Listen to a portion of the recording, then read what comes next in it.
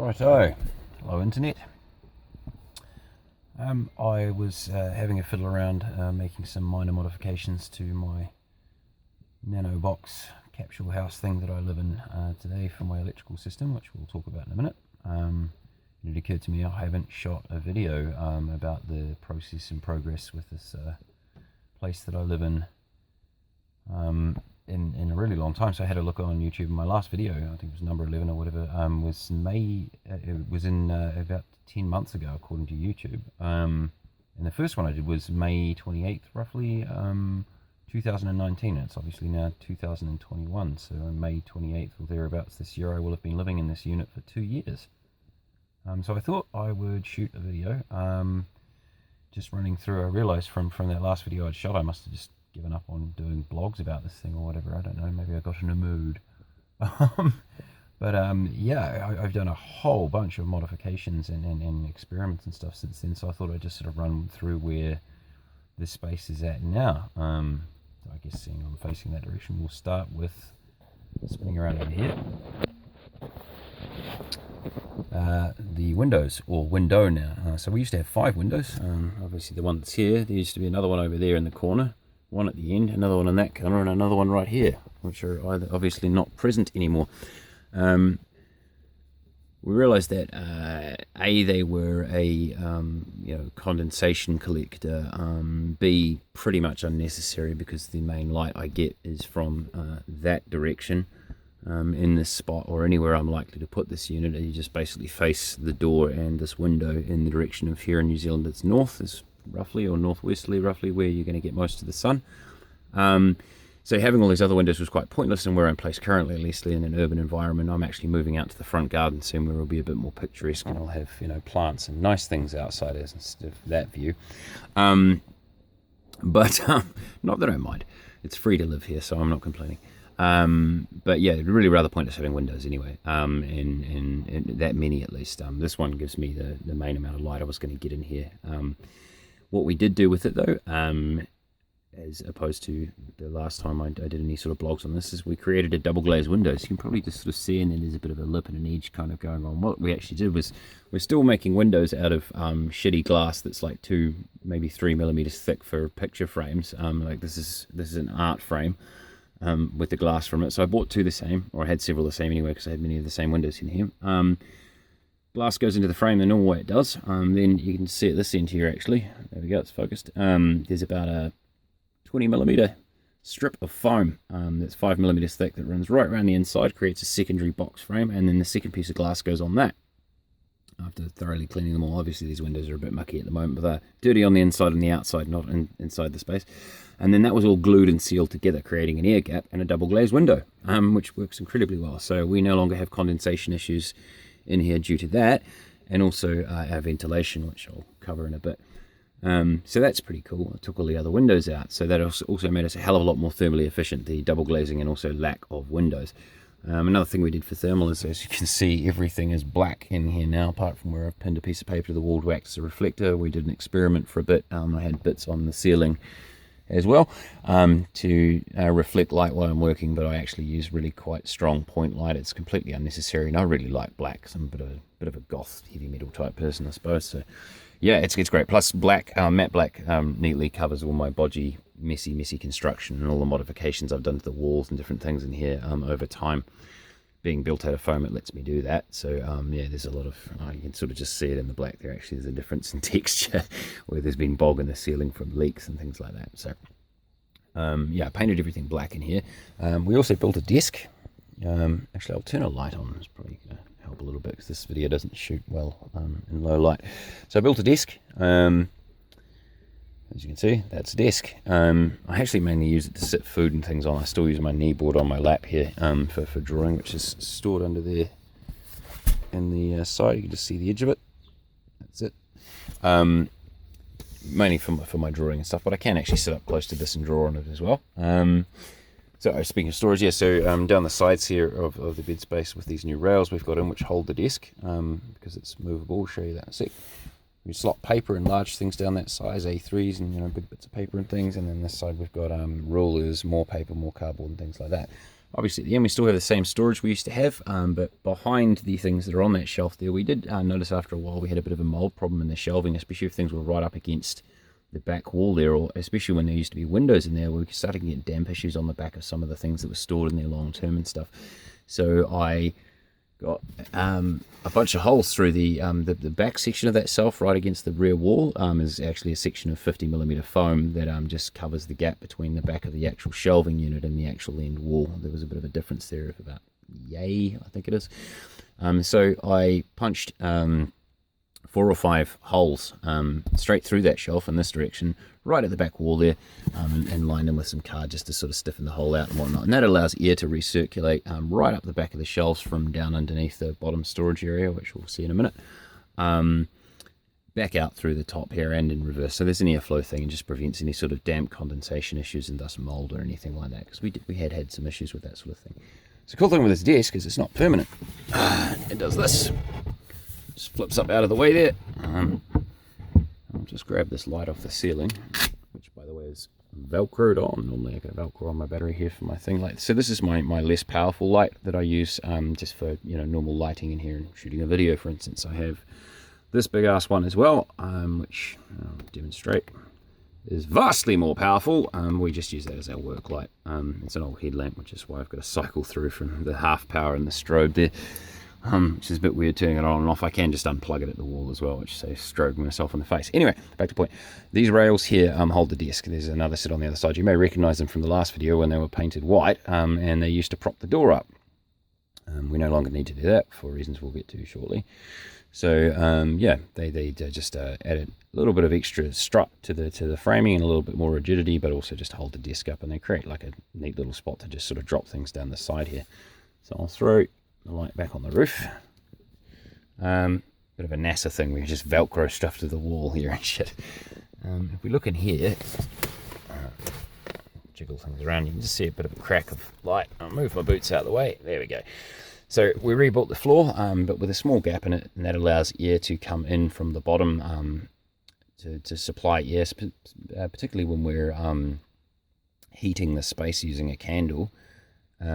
Just to ensure that any hot damp air can vent out. We've got a vent up behind me, which we'll have a look at in a minute. And this is sort of the intake area. So we have a completely passive air conditioning system now. I don't use any fans or anything like that anymore. One of the advantages of the interior being painted black instead of white is it's thermally neutral. So we don't sort of have black exterior, because my exterior is black now as well. And a lot of my older designs, places I lived in were. Problem you have when you have a black exterior and a white interior, particularly if you're not using insulation. Some of my early designs I wasn't. You effectively create an oven. It's really great in winter because on a sunny but frozen cold day it's really warm inside because you're reflecting heat. It works a bit like a glass house. But if you are in summer, it's horrendous. It turns it into an oven. So black inside, black outside makes it thermally neutral. White inside, white outside would do roughly the same as well. I just like black better. But anyway, so we've got a vent in the floor. Boots get stored down there. We don't store them outside anymore. They live down there. The only shoes I do store outside are my wee slippers here for running around inside and outside and stuff, so I don't have to put boots on when I'm just doing a quick trip to the toilet or something like that. There's a dry space there because the door's in its up position at the moment, which is currently achieved by, you can't quite see it here, but I actually have a roof. We'll have a look outside in a minute and I'll explain it better, but this door clips into the eaves of the roof, which allows it to just sit in this position without any props, so you can get in and out either side of it really, really easily. There's much more coolness that comes with this door, but we'll have a look once I'm outside. So yeah, even with that door closed though, because we now have eaves that stick out from the house. Oh, there you go. You can sort of see we've got eaves there with our new roof panel. Even with the door closed, there's a dry space right along here. As you can see, it's been raining a bit today. I didn't actually prop the door open at first, so it's leaked out further. But if this door had been propped up the whole time it had been raining, it'd be dry right out to that line there. Anyway, we've always got a dry space to put our shoes just right under the door here and stuff, so it's good for them, yay. Okay, so we've covered the desk, we've covered the walls are black, we've got storage, we've got a few vents down here and stuff, so I may as well spin around to the interesting side. Over here, there used to just be a plain shelf. That's actually got a cupboard door type situation on it now. It's just got tape hinges, but they work fine in here. I like building things out of foam and tape, it's great fun. Velcro closure. Speaking of which, closure on this door is a new one actually. It's we'll explain better later, but you can just see right there is the female end of a pack clip. Same on that side, and down in here in our door thing, we've got more ones set up with the adjustable straps on them for tightening them up or whatever. So we can lock the door from the inside, lock it right in against the frame, and seal it right up, which is quite cool in winters. Saves any drafts and whatnot. Still don't lock it from outside. I don't have security issues here. I'm behind the gate and whatnot, but obviously I could use more pack clips or some sort of padlock arrangement or whatever if I wanted to lock it from the outside, but that's never really been a bother with this sort of setup. Okay, so the interesting bit is the new solar. In the last video, we were mentioning getting this device here, which I did get in from China actually. I think it was only a week or so after I shot that video. Despite COVID, it did arrive. It's basically a multimeter with a digital screen and a bunch of functions on it and stuff that, measuring current, measuring wattage, measuring volts and things like that. It's really quite useful for diagnosing basic faults and stuff in my electrical system when things go wrong. For instance, I've noticed recently that I was draining my old battery array. This is a brand new battery array that I just installed quite rapidly all of a sudden, and things were going quite weird, and I found out that I have not really a fault, but I have an overheating issue with this light that's causing it to drain a hell of a lot more power than it should and waste it as heat. But I was able to diagnose that fault and figure it out because of a magical computer device, just by doing some maths with it and stuff like that. So it's quite a useful little thing to have around, which is why it sits there with the solar array. I just installed this secondary double USB port array. The solar charge controller has another USB port here. It's just a 1.2 amp USB out. These are both the 2.4s. What I've been finding is that my new solar system, we'll see the exterior in a bit, until this morning it only had a 7.2 amp hour 12 volt battery. It now has two 7 amp hour 12 volt batteries, so almost twice the power, twice the storage capacity. I just decided to do that because it gives me more days that I can operate without any solar power at all. As it turns out, my new solar array, which we'll have a look at later, is so powerful that I still generate power in the rain. It is raining, and we got about half an hour of direct sunlight earlier this morning, but otherwise it's been raining, and it's just past noon today. But if you look up there, past the big green lights, if I turn them off, you can just see two. You should be able to see the three of them, but I can't get the angle to it. I can just sort of just see the edge of the one on the left there. So 4 lights means we're at 100%, and the batteries are all fully charged. 3 lights means we're at about 75-80%. I had some things on charge before and lost a bit of battery power there, and also it's pissing rain, so we're not producing as much power as we normally do. But generally speaking, these two will charge up in the morning. If we've got direct sunlight, it'll take less than 2 or 3 hours of direct sun for them to charge from absolute 0 up to 100%. And at that point, any additional power we're producing, we can pull out through these USB ports and stuff as well, whilst keeping the batteries topped up. And then obviously overnight, or when the weather's really bad for long periods of time, these are what give us our power. This, we used to use a buck boost converter and a bunch of stuff. I've done other videos on that. I don't know how because I was running, I didn't have a charge controller. We'll get to that in a minute. I was running direct off solar panels with 1 or 2 USB outputs, and I had this buck boost converter that would basically take my old 20 watt panel, gear it down to 5 volts, and then recoup a bunch of amps out of that. So I was getting 4 amps and 2 USB outputs and charging devices quite quickly. I have a lot more devices now. I now fly a drone that's got let's see, its flight controller, the goggles that it runs, the drone's batteries itself. So that's 3 different things that all charge on USB. I've got a new tablet in here that has got a huge battery in it. Lovely big screen and good camera though. But I'm too nervous to sort of hold it up and film things outside with it. I'm worried I'll drop it. So I'm just using my old phone to do the filming today. But yeah, lots of additional new drains on my system and stuff all of a sudden over the last couple of weeks, and some inclement weather, so I decided to back up with some additional batteries and make things just a bit more butty, because the thing was with my new solar array, which we'll have a look at in a bit, looks like it's stopped raining now so I can get out there in a bit, I'm producing so much power that, yeah, I mean, I would charge one of these batteries up in less than an hour in the morning in direct sunlight, charge up about 3 or 4 hours tops, if I were, if it's raining. So yeah, it's just, I'm basically producing a shitload of solar energy I wasn't really using. So I thought, well, screw it, we'll get more batteries and store it. Then obviously we've only got the one USB port out from our solar charge controller, which is a really cool bit of kit. Instead of, you know, playing around with buck boost converters and different circuitry and building stuff myself, I went ahead and I spent about $60 and bought this thing.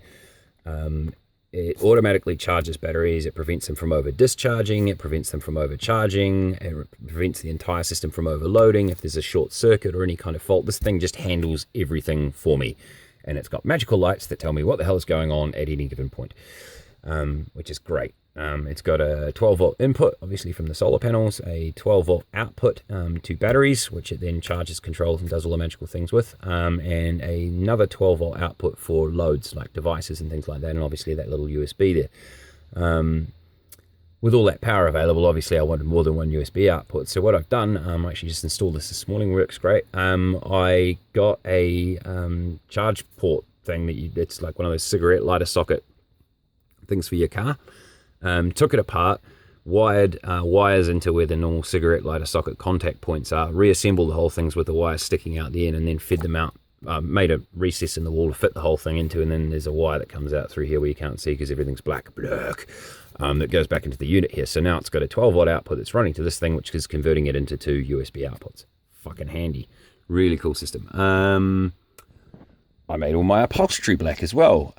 You may be getting the sense that I really like black, because I do. Black, like the colour of my soul. Yes. What else have we got? Okay, so let's get on to the door. Oddly enough, one of the things I'm most stoked about in this design, because I think I actually came up with a thing with this. I'll just put my slippers on so we can get outside. That may or may not have actually been done before. I'm not entirely sure. I've never seen it myself. So yeah, looks like just a door from here. So in the last video, we had props holding this thing up. As I said earlier, I would show you. We'll get out. The house is black. We've got a pack clip there. Goes to the eaves on the new roof unit, and it clips. Now, do that, close the door. Sounds like I've got an alarm going off, so I'm just going to go turn that off. Yes, I'm awake. Thank you, computer. Shush. I've just gone and demonstrated the thing. So this door isn't just a hatch, it's a sliding door. I mentioned in the last video that getting in and out due to the lowness of the house unit there was a bit fiddly, and I was thinking about bringing it up on a plinth and a number of other things, but I thought, well, that was one of the problems I had, but I also had a problem about getting in and out of the house when it's, you know, wet. If we've just got a sliding door, which would solve the lowness issue, and it's just much easier to get in and out. You just whack the whole thing out the way like I just did. But, you know, what about if it is pissing rain and I want to get in the house and sit down and take my boots off without getting rain all over me and, you know, things like that. So I wanted a hatch door as well. I was like, what do? I want a hatch, but I want a sliding door, but I want both. And I was like, fuck it, let's make both. So I did. It's actually pretty simple to do. Got an end frame here. There's another one at the other end, and all along here there's I think it's roughly 26 millimeter, you know, basically an inch thick wooden dowel. You could do it with a steel pipe, plastic pipe, whatever the hell you like. Anything will support the load. There's a plastic pipe that fits around it loosely, but, you know, reasonably neat, which is then zip tied onto the frame of the new door panel. I built a completely new one out of an old art canvas, actually, which I cut down and re-jigged together to make the right size door, and then just filled the whole thing with foam and then wrapped it with fabric and glued it on. Worked quite well, so that, you know, seals up all these zip ties all through here, holding the tube on to the thing, so that allows us to hinge around the tube like so, and also slide along it. Pretty damn stoked with that. Alrighty, so out here, what we did with the where there used to be windows here and at the end and stuff like that, we finally got around to trying the poor man's fiberglass thing, where instead of trying to use PVA glue to stick fiberglass on, which, as we said in the last video, is a terrible idea, I got the fiberglass matting for free, so why not use it? Gave it a shot. Dumb idea. Sheets are much cheaper. Well, not cheaper than free, but, you know, I think I got a sheet for about $10 or something like that allowed me to patch over. Once I cut all the old windows out that I didn't want, I filled the spaces with foam, and then I just patched straight over top with thin cotton sheets, and then just rolled them with PVA glue and stuff. And apart from a few messy air bubbles that I left because I was being rip, shit and bust, as I usually am with things about it, was a lot neater to apply than the fiberglass. And if you were taking your time and you weren't rip, shit and bust bodgy guy like me, you could do it really, really neatly. So next time I do a construction project like this, I'm looking at possibly doing a boat this year. I'll probably be using that for my interior cladding and possibly even the exterior cladding on the cabin of the boat. Right, onto this, we've got a roof now. This is a separate module. So it's just basically framed around the edges with the same fencing panels that we used for all the minor framing on the inside. Just a box around the edge.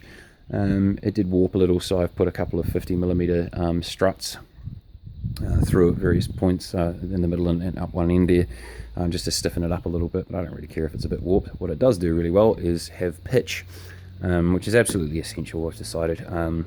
After the last video where I said I'd put, had some leak issues and then I'd solve them by putting this tarpaulin thing on the roof and I still had a flat roof. Well, actually what happened over time was even little weights like the solar panels on the roof caused little dips where water pooled and eventually managed to find its way through the tarpaulin, then through the roof and started leaking again, and I just got sick of this problem, so I gave up on having a totally flat roof and put a pitched one on. It doesn't need to be as pitched as high as this one. It's about 25 centimeters higher at one end than it is at the other, but the cool thing is it's a separate unit. This is just a cap that's literally just sitting on top of the old roof unit, so it could pitch up at this end, it can pitch up at that end, it can pitch up this side or pitch up that side. You just have to put a lift system into it to do that, which we'll go have a look at now.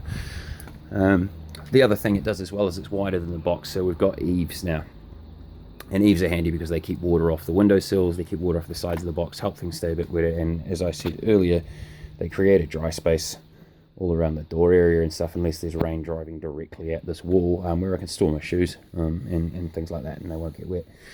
The other thing we didn't mention earlier when we were looking at the battery system is we have an upper vent here, so that's where all our hot air comes out. So we've got a natural convection current, especially when the door's completely sealed up and shut. Hot damp air comes out this way, and that natural convection coming out this way causes air to be sucked in through the lower vents that I showed you earlier. The funny thing with this, I built this over lockdown because I was utterly bored. I'd just done so much drawing and shit and I wanted something else to do. Didn't have access to a hardware store or anything to go buy components, so I went to the local supermarket and I got some popsicle sticks and some paper clips and some other bits and pieces that I could find and a hot glue gun, and I was like, let's make some shit. So I made louvered windows out of popsicle sticks and some wire and other stuff, but they actually work quite well. I kind of thought that was amusing. I mean, they're tacky as fuck because they're built out of popsicle sticks, but I don't know, it was fun. So up here we've got the little prop frame that holds the roof system up, and the advantage with that, the big air gap we've created, it's thermally more efficient and stuff for winter. Creates another air gap, bit of insulation, but it also creates a little micro attic. I've got a lot of tools, outdoor clothing, work gloves, knee pads. You can store boots, shoes, like packs, all kinds of crap up here. There's actually quite a bit of space, and obviously with the door slid out of the way as opposed to hatched out of the way, I can be sitting inside and reach up straight through here and access different bits of kit, and some wire just threw out there before and stuff, so that's pretty cool too. Quite functional. I don't know if I had this in the last video as well, but over in the corner here on one of my subframes I put in a bunch of eyelets so I can have hanging storage. I've got an MP3 player in my sleeping bag up there at the moment. You can hang packs and different bits of kit like that, which is quite useful. And last but not least, obviously we've still got the old 20 watt panel there, but we've also got a 50 watt one of those new flexible panels. I mean, it doesn't need to be flexible here, but it just happened to be what I bought and I thought I'd give it a go. Really cool bit of kit. So now I've got a total of 70 watts of solar power going into a standard 10 amp charge controller, which then goes to a 14 amp hour 12 volt battery array, because there's two batteries in it, so battery bank, with 3 USB outputs. So it's more than a need, but I think it's actually worth, personally, like I've done a lot of stuff in these projects on the cheap with power, and I think after going through the issues of things breaking or not working right or not being efficient or whatever else, I think it's really worth, if you're going to do something like this, spend some money on your power, because you can't have too much. If you have too much power and you can get more batteries to store it in, like I just did, or whatever. But yeah, one of the better decisions I ever made was committing a bit of cash and actually getting the much bigger panel. It was really cool. So yeah, I would recommend, if you're going to build something like this, go ahead and just get a 100 watt panel. But an absolute minimum would be 50, which is one of those. But yeah, just get a 100 watt panel. It works out cheaper and simpler anyway. Because with 100 watts of power and a charge controller to fit and a decent battery array, I mean, one person's never really going to need that much power, unless you're running like a 50-inch television and like a huge gaming console, in which case I suppose you should get a 200 watt panel. So yeah, we've covered the new door. We've covered everything is black now, because I like black. The camouflage pattern thing was kind of a cool idea vaguely for going into the bush, but in honesty, It was just tacky. It looked shit in an urban environment. And in all reality, even if I had taken this thing into the bush, which I don't intend to do now, we're actually going to move it into the front garden and camouflage it into the bushes in the garden. We've cut a wee square space in some bushes that I was pruning anyway. We're going to put this unit into that square space that has been made to fit it, and then we're going to grow the bushes back over top of it again, and eventually it'll just sort of disappear apart from the front section with the door and the window. But even if I had taken this thing to the bush, having it like matte black like this, or like maybe like a dark green or something, would have been much better. If you want to camouflage in the forest, you're going to go, I may as well turn this to look at me. If you're going to camouflage in the forest, then you want the thing to be dark, and then you put lighter coloured vegetation over top of it, and it's going to look, like a shadow and disappear. That's how you do proper camouflage. But I think, as I said in the last video, I mean, I just watched some cool videos on YouTube about how to do sniper camouflage on like a rifle or whatever, and I thought that was freaking cool. So I spent a whole bunch of money on all this special paint and gear and stuff and did it. I don't know. It was fun for a bit. I mean, that's what the space is about for me. It's about experimenting with ideas and playing around with concepts. Some of them don't work that well and are far too expensive for what they are. But it was still fun. So that was cool. Yes, I think I've covered everything update-wise. Just trying to think if there was anything else I meant to mention. No, there's really not. Pretty much this project, I mean, I know I said it in the last video, it's done now. I've not only finished the original version of it, but I've run through a number of different experiments, some of which I haven't even mentioned here today because they didn't work out or whatever. Tried different technologies and lighting systems. I'll be upgrading your lights again soon. As I mentioned, the big work light at the moment is causing some overheat issues with itself and stuff because I screwed up with how I set it up. Well, I didn't really screw up. It's designed to run on single cell lithium polymer batteries, or doubled up single cell, so it's supposed to run on 3.7 volts, and I just plugged it into a USB port because it's a USB recharge system. So I was like, oh, that'll be sweet. It is, it runs, it's very, very bright. It's very, very bright because I'm running it at about 2 more volts than it's supposed to be run on. 3.7 and 5 volts are two very different numbers when it comes to electrical, so it's overheating the light. When it overheats, it generates a lot of heat outwards, and that's wasteful, so it's wasting quite a lot of wattage. Just in heat. It actually makes on cold nights, quite a good heater. If I'm working, I don't need to run a candle or anything for heat, because about 10 minutes after closing the door with that light on, it gets very warm in here, and I have to take my shirt off to keep cool, which is great in the winter.